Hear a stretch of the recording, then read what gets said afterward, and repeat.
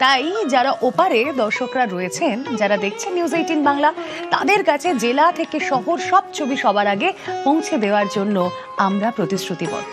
কারণ আপনারাই আমাদের বর্ধিত পরিবার।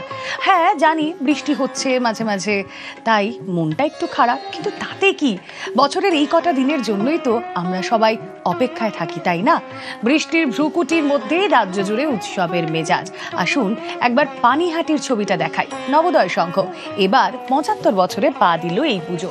তাদের এবারের পুজোর ভাবনা কি জানেন? দর্পণে সমর্পণ।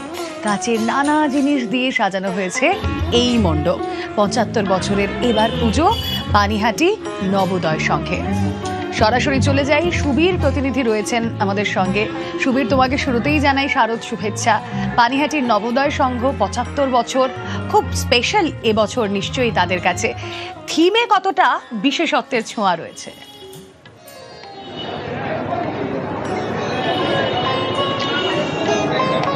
তোমাকেও শুভ পঞ্চমীর শুভেচ্ছা রইল। এবং আমি এই মুহূর্তে দাঁড়িয়ে রয়েছি পানিহাটি নবোদয় সংঘ পুজো মণ্ডপে, এবং তাদের ৭৫তম বর্ষ এবং তাদের এবছরের ভাবনা দর্পণে সমাপন্ন এবং পুরো কাছের। আমি তোমাকে দেখাচ্ছি যে ঘড়ির কাঁটায় দুপুর ১টা।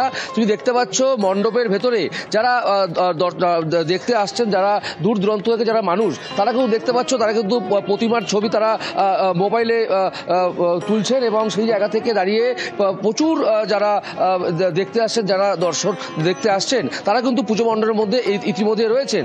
আমি কয়েকজনের কথা বলে নেব যে তারা দেখছেন মণ্ডপ। বলছি দাদা, তোমরা কোথা থেকে এসছো এবং এই যে মণ্ডপ দেখছো কিরকম লাগছে? খুব সুন্দর লাগছে। আমরা এখানকারই, আমি নিউ ব্যারাকপুর থেকে আসছি, আর আমার সব বন্ধুদের সাথে এসেছি, সবাই অন্যান্য জায়গা থেকে এসছে। ভালো লাগছে, সুন্দর করেছে প্যান্ডেলটা। এটাই ফার্স্ট দেখা শুরু করলাম এবারের পুজোতে।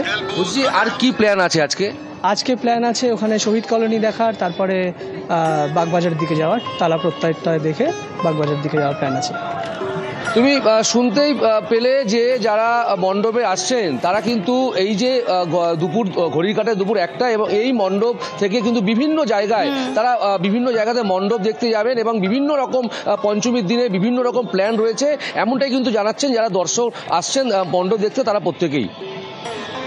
একেবারেই সুবীর সেই ছবি আমাদের দর্শকদের সামনে তুলে ধরে